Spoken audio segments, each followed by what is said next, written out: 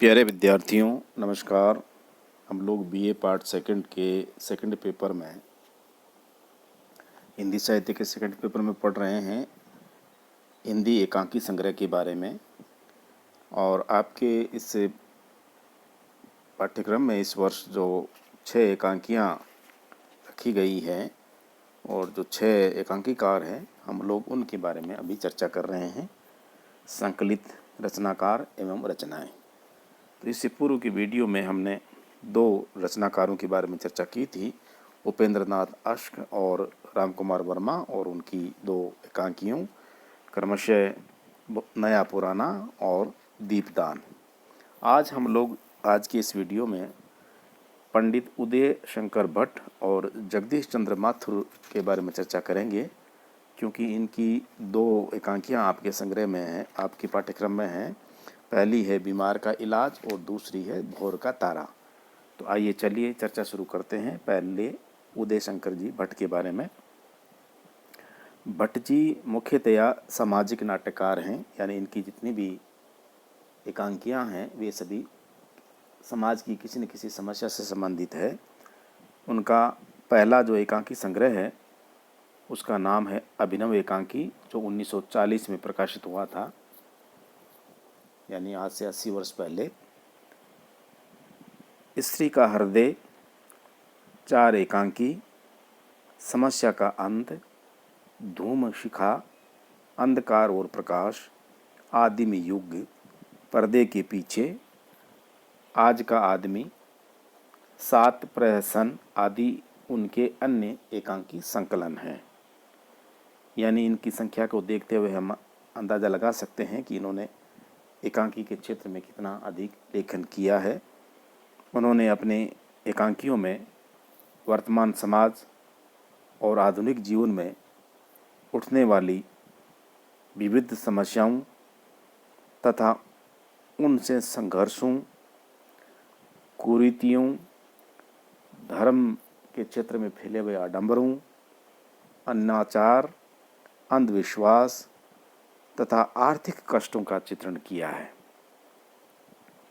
उन्होंने अपनी नाटक रचना का उद्देश्य मनोरंजन के साथ सदुपदेश स्वीकार किया है। यानी इनकी एकांकियों को पढ़ने से जहाँ एक और मनोरंजन होता है पाठक का और एकांकी को देखने वाले दर्शकों का, वहीं साथ साथ उस एकांकी में कोई न कोई एक संदेश छिपा होता है समाज के लिए, एक सदुपदेश होता है जिसको उदय शंकर भट्ट जी दर्शक या पाठक तक पहुंचाना चाहते हैं। एकांकी नाटक लिखते समय मेरी प्रवृत्ति जीवन विश्लेषण की ओर अधिक रही है। मैं मानता हूँ नाटक केवल मनोरंजन ही नहीं है, वह उसके साथ जीवन वर्णन भी है। ये बात उन्होंने स्वयं लिखी थी कि मैं नाटक यानी एकांकी क्यों लिखता हूँ, उसके पीछे मेरा मकसद उद्देश्य क्या है। तो उन्होंने इस बात को स्वीकार किया है कि केवल मनोरंजन करना मेरा उद्देश्य नहीं है, मनोरंजन के साथ साथ जीवन का विश्लेषण भी होना चाहिए। इनके जो प्रहसन है वो कटु व्यंग्य न होकर निर्मल हास्य के उदाहरण हैं। यानी इनकी कुछ ऐसी एकांकियाँ हैं जिनमें जीवन की विसंगतियों पर कटु प्रहार तो किया है, लेकिन वो चुपता हुआ नहीं, एक हास्य के माध्यम से उस समस्या को पाठक के सामने रखने की कोशिश की है। उनके एकांकियों के संदर्भ में डॉक्टर नगेंद्र का कहना है कि वे प्राचीन संस्कारों का आदर्श लेकर नवीन यथार्थ के प्रति जागरूक रहे हैं। उनमें मानव के प्रति सहज निष्ठा, जीवन के प्रति सच्चा अनुराग और उस निष्ठा तथा अनुराग को मूर्त रूप देने की लगन है। भट्ट जी ने रेडियो तथा रंगमंच दोनों के लिए एकांकी लिखे हैं। रेडियो में केवल उसका पाठ होता है, प्रसारण होता है उसका, और केवल हम श्रोता उसको सुन सकते हैं, जबकि रंगमंच के लिए लिखी गई एकांकियाँ जो है उनका मंचन होता है रंगमंच पर। तो दोनों प्रकार की एकांकी इन्होंने लिखी है। भट्ट जी की सबसे बड़ी देन उनके भावनाट्य हैं।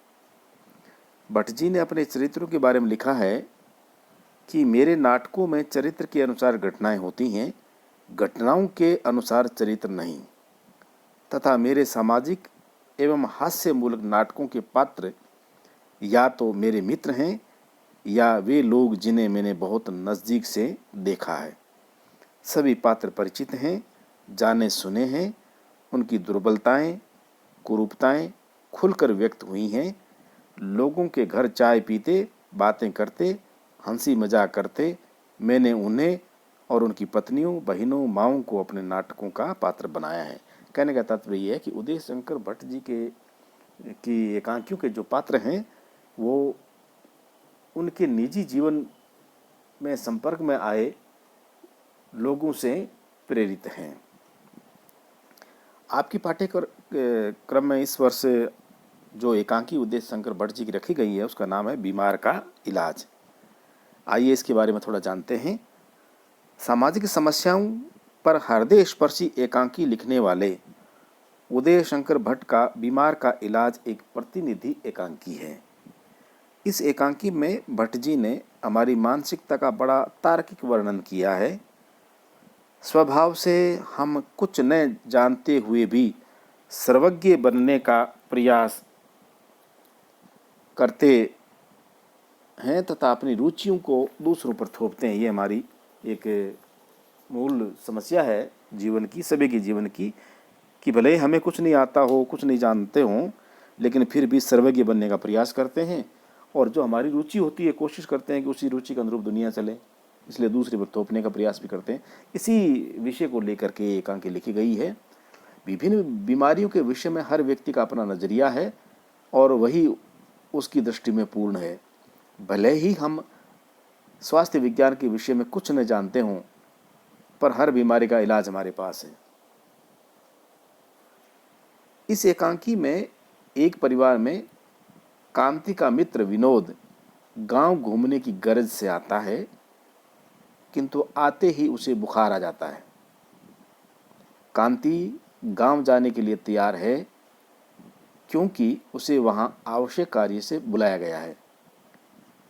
कांति होम्योपैथिक डॉक्टर नानक चंद को दिखाने का सुझाव देकर चला जाता है, तो चंद्रकांत जो कांति चंद के पिता हैं डॉक्टर गुप्ता को बुलाते हैं। माता सरस्वती मंदिर के पंडित जी को बुलाकर विनोद का इलाज कराती है। पंडित जी मंत्र की ताकत की बात करते हैं।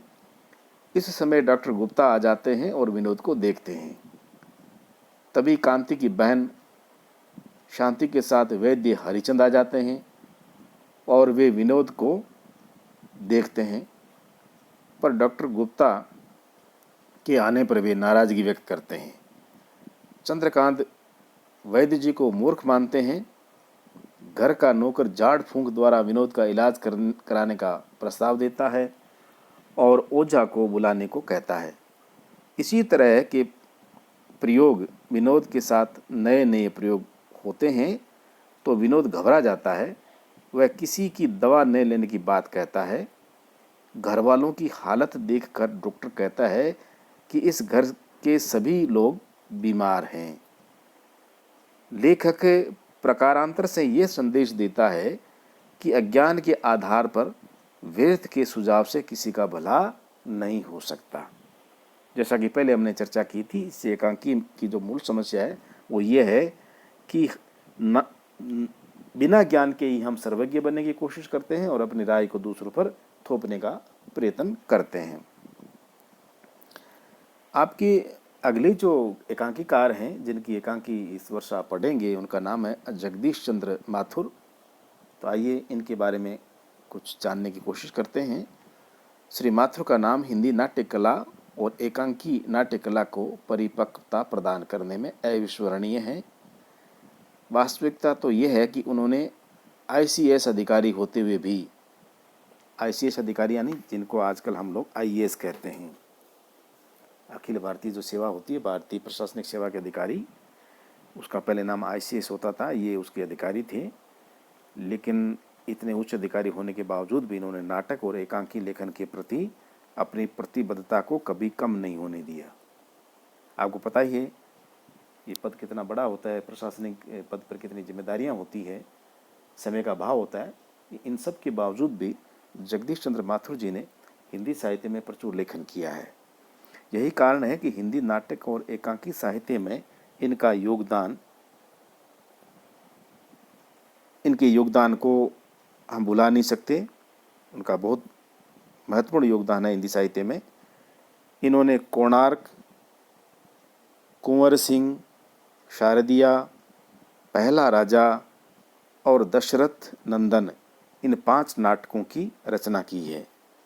इनमें कोणार्क की ख्याति स्थायी है, यानी कोणार्क इनका बहुत ही प्रसिद्ध नाटक है। कभी मौका मिले, आपको अवसर मिले तो विद्यार्थियों आप जरूर पढ़ना इसको। उनके रीढ़ की हड्डी, भोर का तारा तथा ओ मेरे सपने प्रसिद्ध एकांकी संग्रह हैं। भोर का तारा तथा ओ मेरे सपने में कुल 10 एकांकी संकलित है, जिन्होंने श्री माथुर को हिंदी एकांकी में अभूतपूर्व ख्याति प्रदान की है। इनका पहला एकांकी मेरी बांसुरी सन 1936 में म्योर हॉस्टल इलाहाबाद में अभिनीत हुआ और उसके बाद सरस्वती पत्रिका ने उसका प्रकाशन किया। इन्होंने अपने एकांकियों की कथा वस्तु का चयन इतिहास तथा जीवन की नवीन समस्याओं के बीच से किया है। यानी इनके ज़्यादातर जो नाटक हैं या एकांकियां हैं वो ऐतिहासिक कथा वस्तु पर आधारित है। सामाजिक यथार्थ आपका अपना क्षेत्र है। पात्रों के व्यक्तित्व भी स्वतंत्र और उनकी चारित्रिक विशेषताएं भी स्पष्ट है। भाव प्रवणता तथा कथित सभ्य कहलाने वाले लोगों पर व्यंग्य, अभिनयशीलता और यथार्थवाद इनकी एकांकियों की प्रमुख विशेषताएं हैं। इनकी जो एकांकी आप इस वर्ष पढ़ेंगे उसका नाम है भोर का तारा और ये इनकी बहुत प्रसिद्ध एकांकी है। आइए इसके बारे में चर्चा करते हैं कि भोर की तारा की कथा वस्तु या विषय वस्तु क्या है। भोर का तारा माथुर साहब का सर्वश्रेष्ठ प्रतिनिधि एकांकी है। इसमें कला और देश प्रेम का संघर्ष यथार्थ के धरातल पर प्रस्तुत किया गया है। कला की साधना द्वारा मानवता और राष्ट्रीयता का विकास इसका उद्देश्य है। गुप्त साम्राज्य की राजधानी उज्जैनी 5वीं शताब्दी में भारत पर हुणों के आक्रमण की वजह से संकटग्रस्त हो जाती हैं। वहाँ का कवि शेखर जीवन में सौंदर्य का उपासक है और उसका मित्र माधव गुप्त देश की रक्षा के लिए कर्तव्य पालन को प्रमुख स्थान प्रदान करता है। इन्हीं दोनों भावों का द्वंद्व इस एकांकी का प्राण है। यदि शेखर अपनी प्रेयसी छाया के सौंदर्य पर मुग्ध है तो माधव हुणों के आक्रमण के कारण पंचनद की दुर्दशा से त्रस्त है। पंचनद यानी पंजाब, यानी जहाँ 5 नदियाँ बहती हैं वो क्षेत्र। वह छाया और शेखर से याचना करता है। सारा पंचनद आज हुणों के भय से कांप रहा है। एक के बाद एक गांव जल रहे हैं, अत्याचार हो रहा है। शीघ्र ही सारा आर्यावर्त पीड़ितों की हाहाकार से गूंजने लगेगा। आर्यावर्त यानी भारतवर्ष। शेखर, छाया, मैं तुमसे मांगता हूँ, नई भीख मांगता हूँ। सम्राट स्कंदगुप्त की, साम्राज्य की, देश की इस संकट में मदद करो। यहाँ ये विशेष रूप से उल्लेखनीय है कि श्री माथुर अंग्रेजी साहित्य से एमए थे तथा जब वह ऑल इंडिया रेडियो में सर्वोच्च पद पर आसीन थे तब उन्होंने संगीत और नाट्य कला को अभूतपूर्व सहयोग दिया। उन्होंने हिंदी साहित्य को पाश्चात्य नाटक कला और लोक नाट्य के संयोग से अनेक श्रेष्ठ और अमूल्य नाटक और एकांकी प्रदान किए हैं। इनकी एकांकियों का शिल्प बहुत सशक्त और प्रभावशाली है और एकांकीकार ने अनेक स्थलों पर संकेतों का सहारा लेकर अपने तीखे व्यंग्य द्वारा स्थितियों और चरित्रों का सूक्ष्म अति सूक्ष्म चित्रण किया है। तो प्यारे बच्चों, आज हमने दो एकांकीकारों और उनकी दो एकांकियों के बारे में चर्चा की। पहले एकांकीकार थे पंडित उदय शंकर भट्ट, और उनका जो एकांकी आपके पाठ्यक्रम में है वह है बीमार का इलाज, इसके बारे में चर्चा की। फिर दूसरे एकांकीकार जगदीश चंद्र माथुर और उनकी प्रसिद्ध एकांकी भोर का तारा के बारे में चर्चा की। बस आज इतना ही, कल फिर मिलेंगे और दो और जो एकांकीकार हैं जो बचे हुए हैं इस चर्चा से, वो हैं सेठ गोविंद दास और भगवती चरण वर्मा, और इनकी दो एकांकियाँ सेठ गोविंद दास की ईद और होली और भगवती चरण वर्मा की एकांकी सबसे बड़ा आदमी, इसके बारे में कल हम लोग चर्चा करेंगे।